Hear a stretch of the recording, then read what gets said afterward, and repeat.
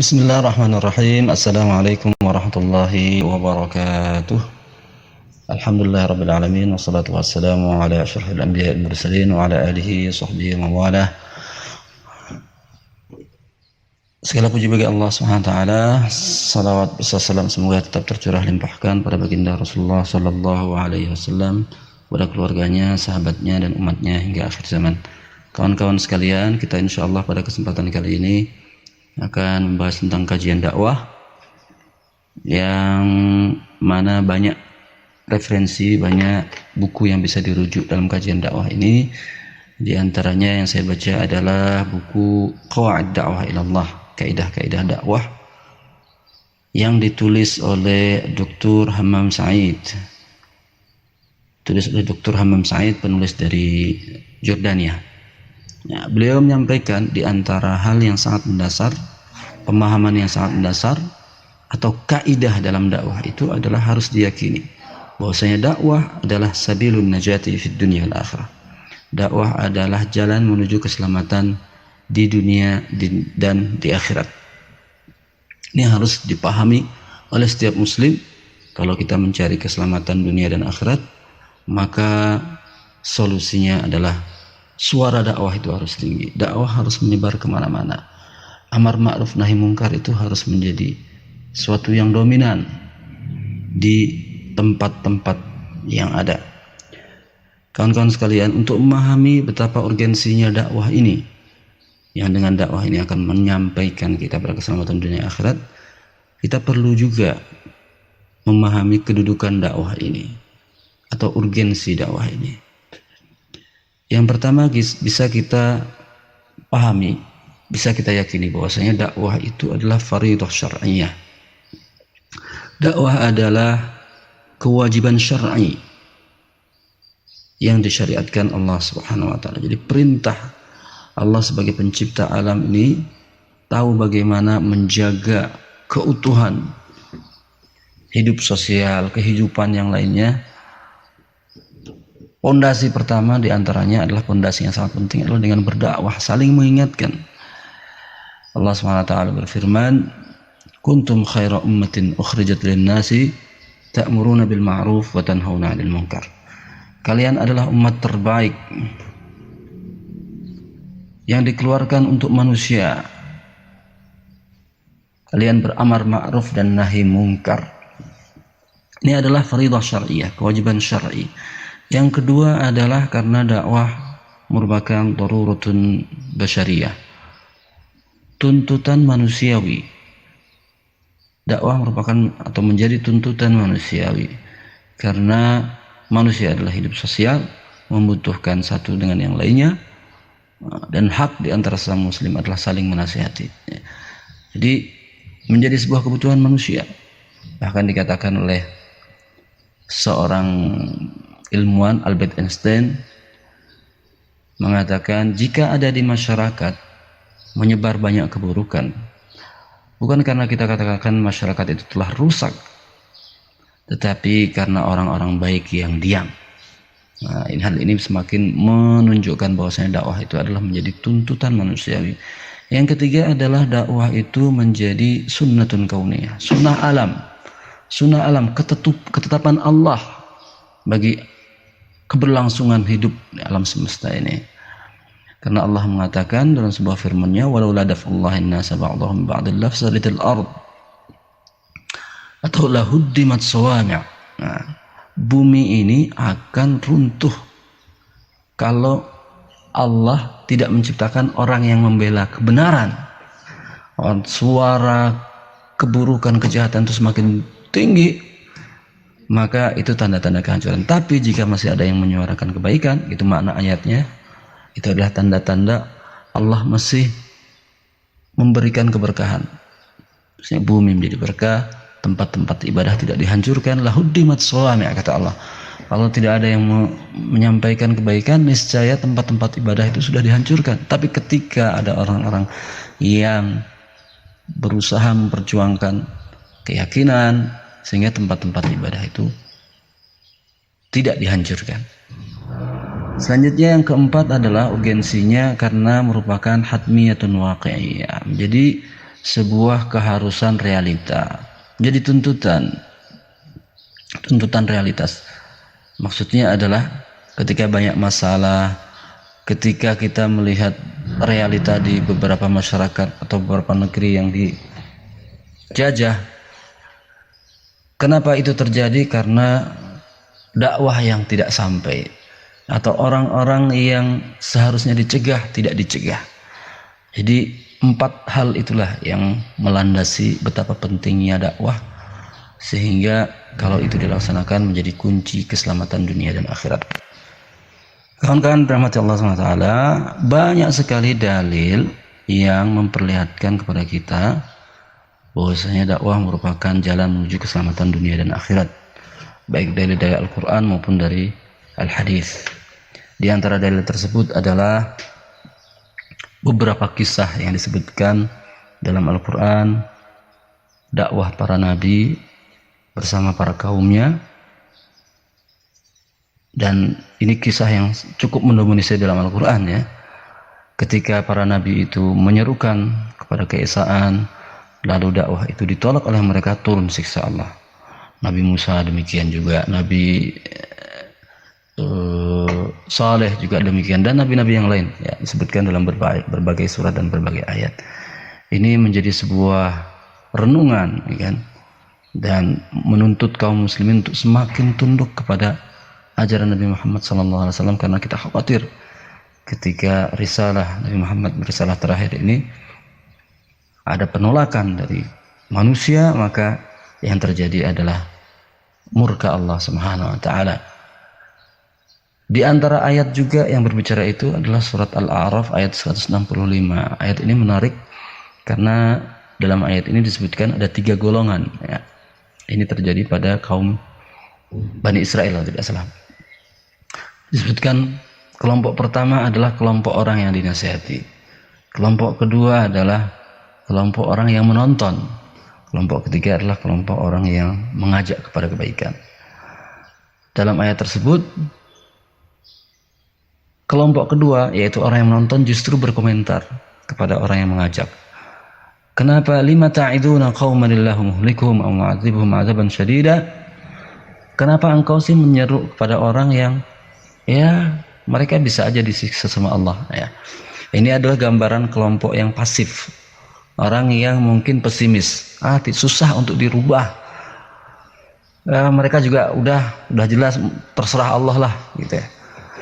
Lalu jawaban dari kelompok ketiga yang menyeru kepada Allah itu adalah qalu ma'dziratan ila rabbikum.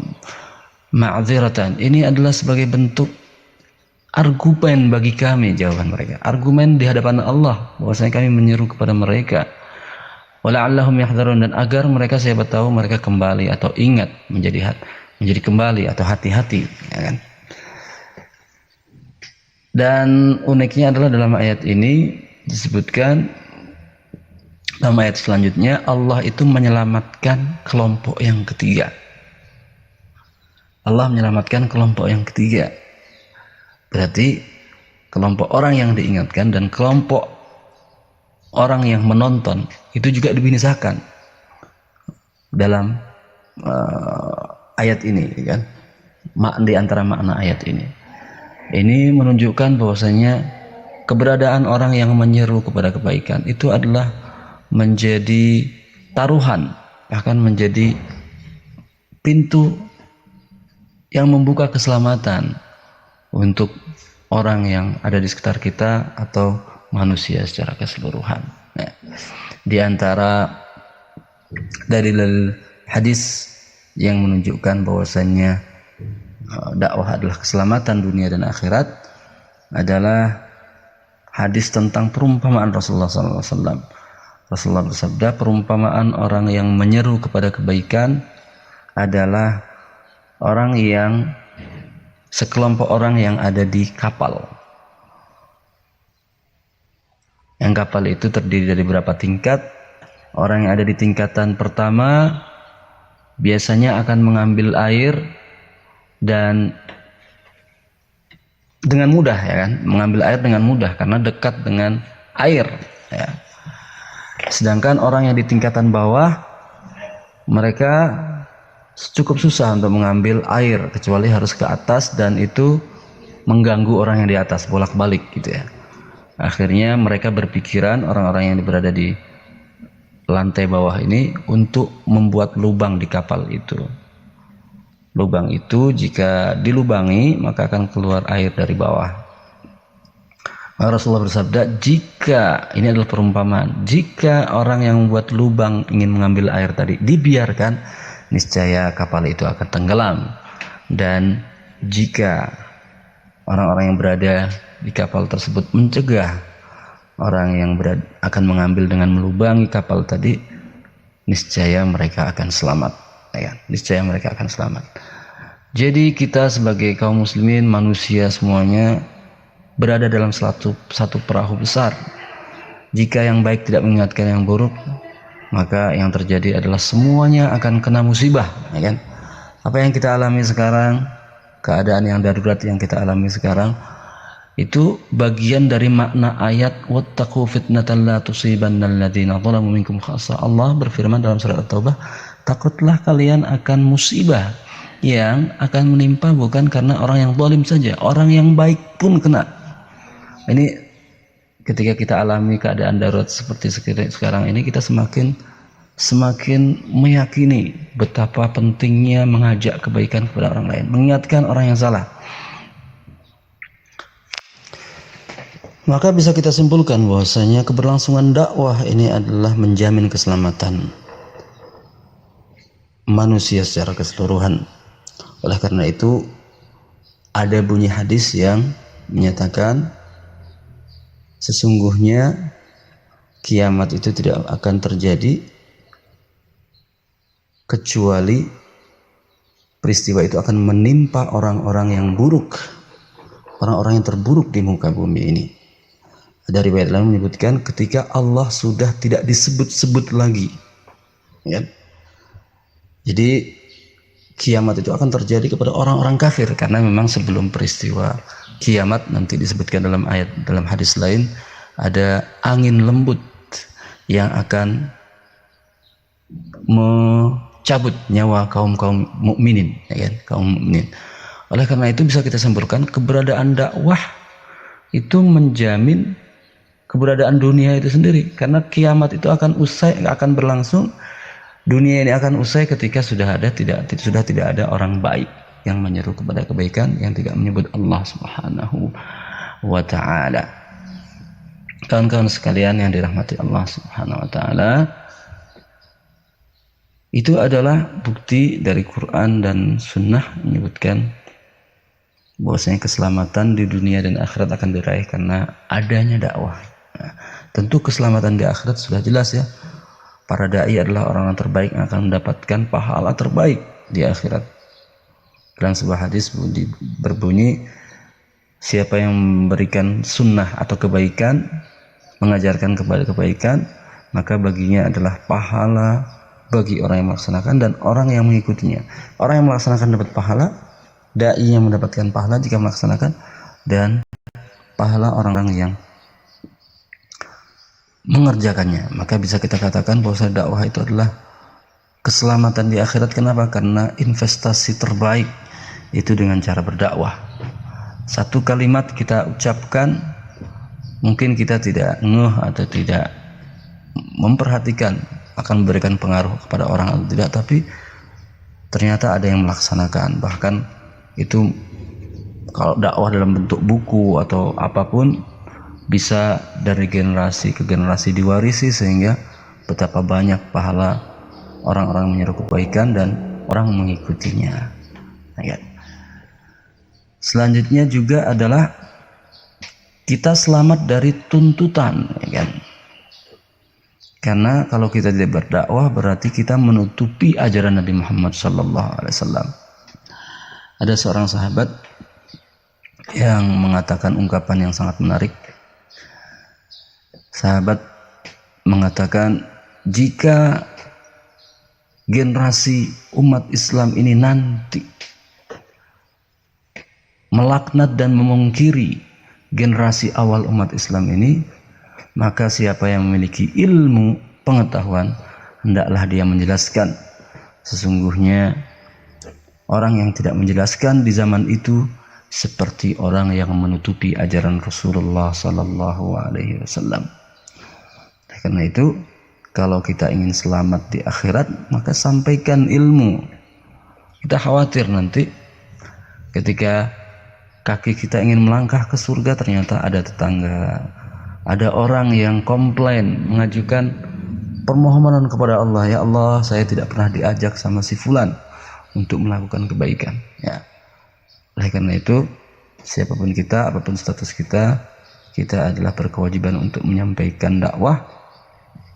Tidak mesti seorang dokter, tidak harus kita adalah tamatan ilmu syar'i, tidak.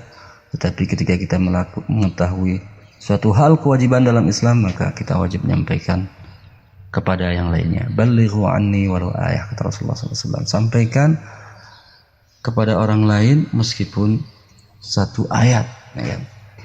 Baik, jika ada pertanyaan, tadi kita sampaikan bahwasanya dakwah merupakan keselamatan di dunia dan akhirat.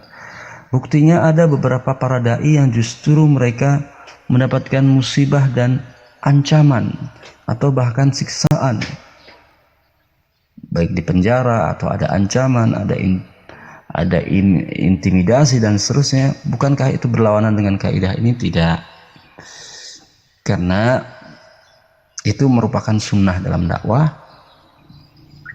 Ya, itu merupakan sunnah dalam dakwah, karena yang kita maksud dengan keselamatan dan kesuksesan itu adalah keberlangsungan fikrah dan risalah itu sendiri, meskipun orang yang membawa ketika itu gugur di jalan Allah, ya.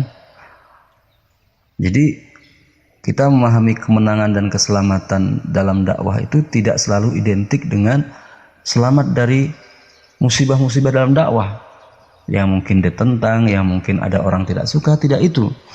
Karena kalau kita mencari orang suka semua pada kita, tidak ada batasnya, ya kan? Tidak ada batasnya.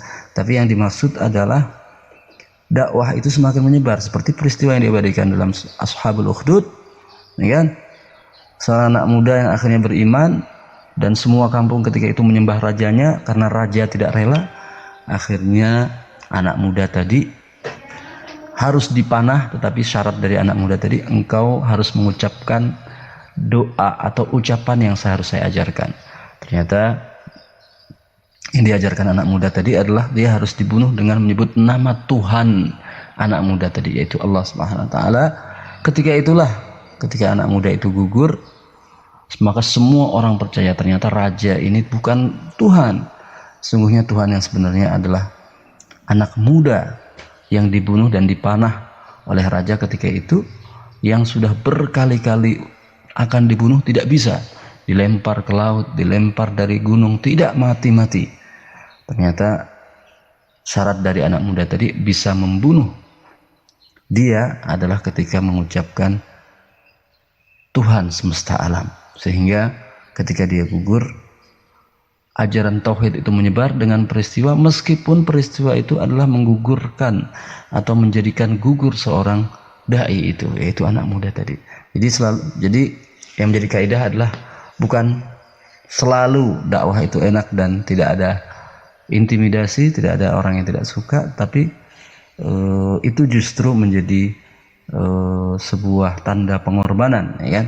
Karena dakwah risalah itu semakin menyebar meskipun orangnya gugur di jalan Allah SWT. Jazakumullah khair. Assalamualaikum warahmatullahi wabarakatuh. Bismillahirrahmanirrahim. Pertanyaan pertama terkait bagaimana kita cara berdakwah sedangkan kita orang baru.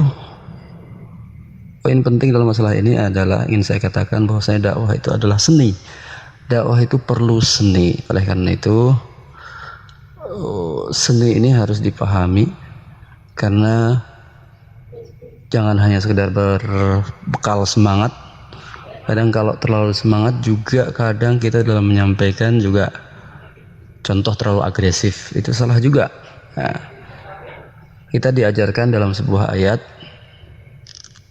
tentang bagaimana Nabi Musa dan Nabi Harun diperintahkan Allah SWT datang ke Fir'aun untuk menyampaikan pesan. Yang menarik adalah dalam ayat itu, faqula lahu qawlan layyina.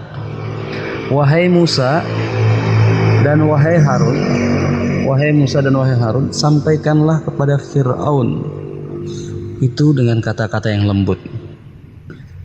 Kita tahu siapakah Fir'aun dan dosanya seperti apa. Mengaku Tuhan, adakah dosa yang lebih besar dari itu? Tapi meskipun demikian, Nabi Musa dan Nabi Harun tetap diperintahkan menyampaikan dengan cara yang baik. Dengan cara yang baik. Sebagian salah mengartikan atau sebagian salah dalam mengambil sikap karena kebenaran yang kita sampaikan dan terlalu benci dengan orangnya, padahal yang kita benci itu adalah sikapnya. Sekali lagi ya, jangan sampai ke bawah kita benci kepada orangnya, padahal yang kita benci itu adalah sikapnya. Persis seperti kisah Mu'ad dan kisah Bilal. Ketika Mu'ad terlalu menghina kepada Bilal, hitam dan seterusnya, Rasulullah menyikapi Mu'ad itu adalah sikapnya yang dikritik. Inna fika khaslatan jahiliyah, sungguhnya pada dirimu itu wahai Mu'ad ada perilaku yang jahiliyah. Jadi yang dikritik, yang disampaikan kepada Mu'ad yang menghina Bilal itu hitam, itu adalah perilakunya menghina, bukan orangnya Mu'ad itu tadi, bukan. Nah, jadi itu juga diantara adabnya. Pertama lembut, cara yang baik. Juga yang terpenting juga adalah cara dakwah terbaik itu adalah qudwah, memberikan contoh yang baik. Jadi sebelum kita menyerukan kepada yang lain, ada lebih baiknya, lebih idealnya adalah kita sudah melakukan apa yang kita serukan itu. Karena orang akan menilai kita.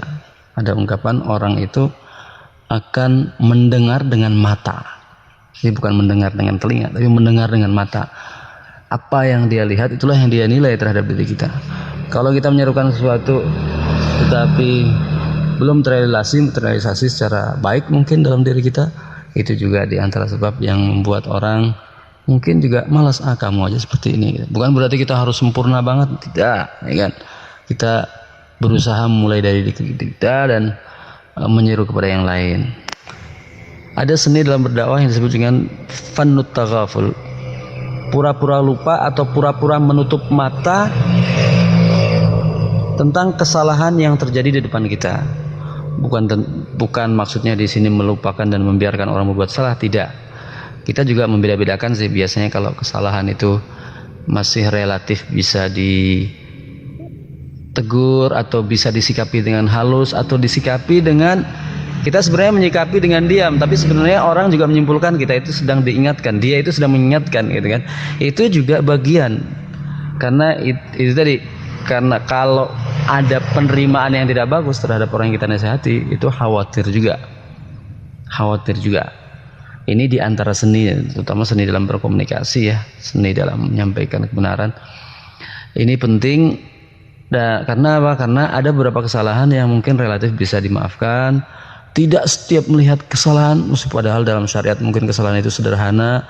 Kan kesalahan, dosa itu kan bertingkat-tingkat ya. Jadi ketika penyikapan terhadap kesalahan yang kecil tapi terlalu over, itu salah juga. Oleh karena itu, ini juga anjuran seperti ini dianjurkan dalam seni mendakwahi orang. Jangan setiap kesalahan yang kecil pun dikomentari langsung, bahkan dihabisin orang itu. Salah. Kita lupa dengan salah satu seni itu. Seni kadang yaitu seni melupakan atau pura-pura lupa. Padahal kita sebenarnya dengan sikap kita yang tidak secara langsung tuh orang sudah menilai bahwasanya kita sedang menasihati dia. Yang menjadikan seorang jadi mahram itu salah satunya adalah karena nasab, yang kedua adalah karena pernikahan, dan yang ketiga adalah karena persusuan. Nah, 3 itu aja yang disebutkan dalam syariat yang sejauh ini yang saya ketahui. Agar kita istiqomah, yang pertama diantaranya adalah kita punya komunitas, kita punya kelompok, kita punya kawan-kawan yang memang punya komitmen bersama. Jadi kalau mau baik bersama. Itulah pentingnya sebuah organisasi atau kelompok. Orang sekarang istilahnya orang-orang hijrah gitu ya. Di antara mereka saling menasihati. Ini penting komunitas, karena di antara dalilnya banyak sekali. Dan bahkan dalam surah Al-Fatihah pun kita senantiasa minta Allah petunjuk istiqomah itu dalam bentuk plural atau jamak. Ihdina, ya Tuhan, ya Allah, tunjukilah kami. Bukan ihdini, bukan tunjukilah saya, tunjukilah kami. Tunjukilah kami, maksudnya apa? Harus ada kebersamaan. Satu masyarakat, kalau kita sendirian, kita kadang ya berat, ya kan. Tapi ketika kita punya teman, punya komunitas yang memotivasi kita, yang mengingatkan kita, itu juga. Karena dalam surat Al-Asr juga disebutkan seperti itu, yaitu orang-orang yang merugi adalah kecuali orang-orang yang beriman, beramal soleh, saling menasihati dalam kebaikan dan saling menasihati dalam kesabaran, ya kan? Nasihati dalam kesabaran dan menasihati dalam kebenaran. Dalam sebuah hadis disebutkan, sesungguhnya yang dimakan serigala itu adalah kambing yang terpisah dari kelompoknya. Jadi jangan sekali-kali kita mengaku kita sudah cukup baik sehingga nggak perlulah saya perlu komunitas. Jangan, karena sekuat apapun kita pasti rapuh. Karena itu mungkin kita jadikan wasilah baik pengajian dalam grup ini atau komunitas apapun keremajaan yang ada di masjid dan seterusnya, itu adalah komunitas yang insya Allah sama-sama kita menginginkan kebaikan untuk diri kita, sehingga kalau kita lalai pun ada yang mengingatkan. Di antara cara terbaik dalam berdakwah itu adalah memberikan qudwah. Memberikan qudwah. Karena ada sebuah ungkapan, 1000 orang berkata-kata kepada satu orang itu lebih tidak baik. Atau dibalik ya, satu orang memberikan contoh di hadapan 1000 orang itu jauh lebih baik dibandingkan dengan 1000 orang berteriak kebaikan di hadapan satu orang. Jadi yang dinasihati satu orang doang. Itu menunjukkan bahwasanya pentingnya qudwah. Hari ini kita kehilangan qudwah, karena qudwah, contoh itu sering ditampilkan yang tidak baik, disuguhkan yang tidak baik. Oleh karena itu kita krisis qudwah sekarang. Ini adalah dakwah terbaik, ya kan? Dakwah terbaik, karena di antara kesuksesan dakwah Rasulullah SAW adalah dengan cara memberikan contoh, ya, memberikan contoh. Dalam hadis ada istilah hadis fi'li, ya kan, hadis perilaku. Jadi para sahabat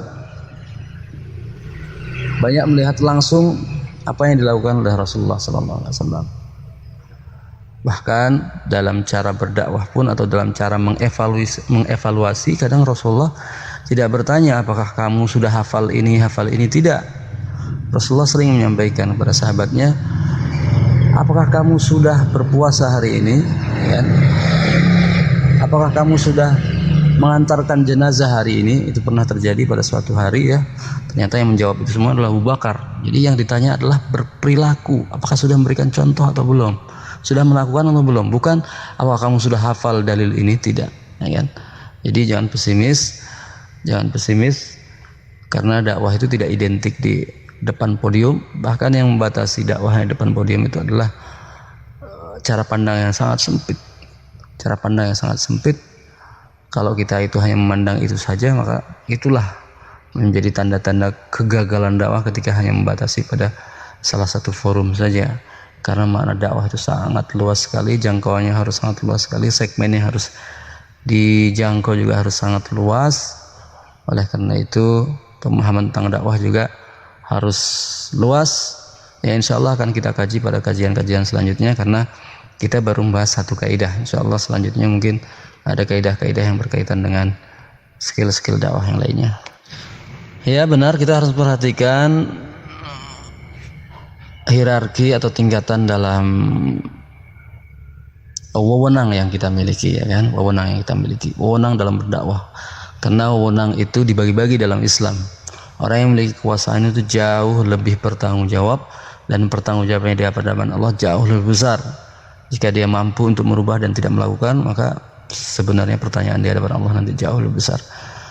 Oleh karena itu pejabat itu sungguh berat pertanggung jawabannya, ya. Dan adabnya memang seperti itu. Ketika kita tidak memiliki otoritas itu tidak boleh, ya kan? Jadi yang pertama menggunakan tangan, yang kedua menggunakan lisan, ya kan? Kalau otoritas kita baru lisan, secara lisan. Dan yang terakhir adalah pengingkaran atau kita mengingkiri secara hati kita, dan itu adalah selemah-lemahnya iman. Mungkin ada aspek lain, yaitu cara memberikan pengaruh kepada orang itu tidak selalu identik dengan kita menyuruh. Contohnya kita balik, kita ambil hatinya, contoh ya, kita kasih hadiah, gitu kan? Mungkin dari situ menjadi sebuah peluang atau pintu untuk bisa masuk kepada dia. Contohnya gitu kan. Karena ada ungkapan memang seseorang itu akan menjadi hamba dari perbuatan baik yang pernah diberikan padanya. Jadi hutang budi ya. Al-insan abdul ihsan gitu ya. Al-insan seorang manusia itu abdun akan menjadi hamba lil ihsan bagi perbuatan baik yang pernah diberikan atau perilaku baik atau jasa baik yang pernah diberikan kepadanya. Oleh karena itu, dai itu harus menyebar kebaikan, menyebar jasa, sehingga orang yang tidak baik pun pernah mendapatkan jasa dia, segan untuk melakukan maksiat di hadapan dia. Ini di antara contoh yang bisa dilakukan. Ya, dakwah harus dipersiapkan dengan baik, karena semua akan berangkat dari pemahaman. Ketika kita punya barang bagus, harus kita kuasai dengan baik. Bagaimana cara memasarkan barang itu sehingga laku. Kalau dicontohkan seperti gajah kali ya, gajah dengan 4 orang buta, ini terjadi kesalahpahaman terhadap gajah ini sehingga tidak tergambarkan dengan baik. Kenapa? Karena 1 orang buta memegang kakinya sehingga menyimpulkan gajah itu seperti ya bulat panjang ke atas gitu ya, seperti tiang lah. Ada yang memegang telinganya sehingga menimbulkan bahwasannya gajah itu seperti daun, dan seterusnya. 4 orang itu memiliki kesimpulan yang berbeda-beda karena yang dipegang dari bagian badan gajah itu berbeda. Ini logika ini tidak berlaku untuk kaum muslimin yang mempelajari Islam. Ini jadi gajah itu ibarat Islam, ini perumpamaan saja. Dan orang buta itu ibarat orang muslim. Jika dia hanya mempelajari sekilas saja atau tidak secara baik memahami Islam, maka yang disampaikan kepada orang lain pun bisa jadi salah. Karena kita memvonis sesuatu itu berdasarkan pemahaman yang ada pada benak kita, dalam pikiran kita. Oleh karena itu pemahaman yang baik harus dimiliki oleh seorang dai terutama ya. Nah, ini semakin hari semakin banyak tuntutannya, permasalahan semakin konflik semakin banyak. Nah, itu idealnya. Tapi kita juga jangan terbebani dengan syarat yang ideal ini. Kenapa? Karena realita yang kita hadapi jauh lebih kompleks. Tidak harus seorang dai itu adalah seorang doktor, seorang master dan seterusnya, tidak. Karena tidak ada dalam Al-Quran menyatakan seperti itu. Ya. Maka dalam hadis pun dinyatakan, siapa di antara kalian yang melihat kemungkaran, maka hendaknya mengubahnya dengan tangannya dan seterusnya. Kan? Nabi pun bersabda, siapa saja, bukan menyebutkan seorang kiai atau seorang dai ini punya titel ini, tidak, tapi siapa saja. Oleh karena itu tidak benar dikatakan seorang dai itu harus paham ilmu syar'i dan bahasa Arab semuanya, tidak. Ketika dia tahu satu ajaran bahwasanya itu adalah wajib dan orang terdekat keluarganya, tangganya ada yang tidak melakukan, maka wajib dia menyampaikan hal itu dan dia otomatis dituntut menjadi seorang dai. Jadi dai itu adalah sebuah tugas yang melekat pada diri seorang muslim apapun dimanapun posisi dia. Pertanyaan terakhir, memang metode terbaik itu adalah kita mencari ilmu itu dengan cara bertemu, talaki. Dari dulu Al-Quran, hadis diajarkan dengan cara talaki sehingga kuat ilmunya dan secara ya bisa dipertanggungjawabkan, ya kan? Bisa dipertanggungjawabkan. Di Indonesia ya kita cari ustadz, ya kan, belajar langsung. Yang kita lakukan sekarang ini kan karena darurat, ya kan, kita belajar dari secara online, ya kan, secara online. Oleh karena itu kita jangan membatasi pada salah satu ustadz atau membatasi pada tema tertentu saja dalam Islam itu, sehingga Sehingga, dan memang tabiat Islam memang seperti itu, berhak siapa saja untuk mempelajari. Sehingga kalau kita sudah merasa belajar dan kemudian ada orang yang mengaku paham dengan agama, atau bahkan ustadz pun yang bisa salah juga, kita bisa mengingatkan, karena tabiat agama ini berbeda dengan tabiat agama sebelumnya. Contoh, dulu orang Yahudi dan Nasrani itu kebiasaannya adalah para pendeta lah yang menguasai kitab-kitab mereka, sehingga penduduk atau rakyat secara umum tidak berhak untuk mempelajari. Ini tidak berlaku dalam Islam. Sehingga kesalahan sejarah yang terjadi adalah mereka merubah-rubah isi kitab itu, isi Injil dan isi Taurat. Ya, yang terjadi seperti itu karena diantara sebabnya adalah mereka menghegemoni atau mereka monopoli kitab suci itu. Ini tidak berlaku dalam Islam. Maksud saya adalah kita sebagai orang pelajar juga agar kita bisa mengantisipasi, ini benar nggak nih yang saya pelajari dari Ustadz ini. Pertama, jangan kita membatasi diri, belajar dari siapa saja, ambil yang baik. Kalau ada hal yang tidak baik atau mengajak pada permusuhan dan perselisihan, kita tinggalkan. Gimana kita tahu itu baik? Tahu bahwasanya itu tidak baik kan? Ini berarti ada sebuah tuntutan dalam diri kita untuk bagaimana sebisa mungkin belajar, baik dengan ustadz atau otodidak. Kita kan sebenarnya tahu ya standar Islam yang sudah paten seperti apa. Ini yang harus dipelajari oleh seorang muslim, yang tidak berubah hal-hal yang paten agama seperti hijab yang sudah dijelaskan oleh Al-Quran. Maka ada ustadz bilang hijab tidak wajib, ya itu yang nyeleneh. Bagaimana kita tahu itu salah? Ya kan dari Al-Quran. Oleh karena itu kita tahu dasar-dasar yang harus tidak boleh berbeda pendapat itu apa saja dalam Islam. Ya kan? Nanti semoga bisa kita pelajari hal-hal yang apa saja yang tidak boleh kita berbeda pendapat. Ya kan? Ini ustadz ini bilang seperti ini, padahal itu ternyata dilarang dalam Al-Quran atau menyalahi hadis. Wah, jelas kita bisa mengkritiknya karena kita juga belajar. Itu hal yang paten atau yang sifatnya tidak bisa berubah dalam Islam. Nanti ada hal-hal yang sifatnya bisa berubah dalam Islam, insya Allah kita pelajari dalam waktu yang baik. Pelajari dalam waktu yang baik. Pelajari dalam waktu yang baik. Pelajari dalam waktu yang baik. Pelajari